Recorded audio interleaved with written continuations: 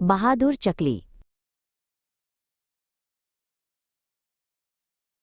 ચકલીબાઈ રાજાને ઘેર જવા નીકળ્યા. રસ્તે મળ્યો કૂકડો. કૂકડો પૂછે, ચકીબેન, ક્યાં ચાલ્યા? ચકીબેન બોલ્યા, રાજાને ઘેર જાવાજી, દાડમ દાણા ખાવાજી, ફુવારામાં નહાવાજી, રાણીને ખોળે બેસવાજી. કૂકડાને રાજાની બીક લાગતી હતી, તેથી પૂછ્યું, તમને રાજાની બીક નથી લાગતી? ચકીબેન બોલ્યા, બીએ મોટા પાડા, બીએ મોટા હાથી, હું નાની ચકલી, હું શીદને બીયું? કૂકડાએ ખુશ થઈને કલગી આપી.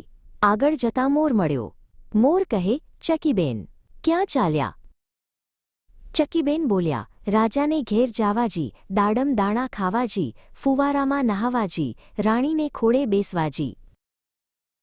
મોરે ચકીને કહ્યું, તને રાજાની બીક નહીં લાગે? ચકીબેન બોલ્યા, બીએ મોટા પાડા, બીએ મોટા હાથી, હું નાની ચકલી, હું શીદને બીયું? મોરે ખુશ થઈને પીંછા આપ્યા. ચકીબહેન રાજાના મહેલે આવ્યા. ચોકીદારે ચકીબહેનને રોકી લીધા. ચોકીદાર કહે, ચાલી જા, નહીં તો તલવાર મારીશ. પણ બહાદુર ચકલીબાઈ એમ કંઈ બીએ. ઉડીને ચોકીદારની પાઘડી પર બેઠા. ચોકીદાર તો ભડકીને ભાગી ગયો. ચકીબહેન ફરર કરી મહેલમાં ગયા. રાજા રાણી કહે, આવો ચકીબાઈ, અમારા ખોળામાં બેસો, દાડમના દાણા ખાવ અને ફુવારામાં નહાવ. ચકીબહેને તો દાણા ખાધા, મન ભરીને નાહ્યા, ખાધું પીધું ને મોજ કરી.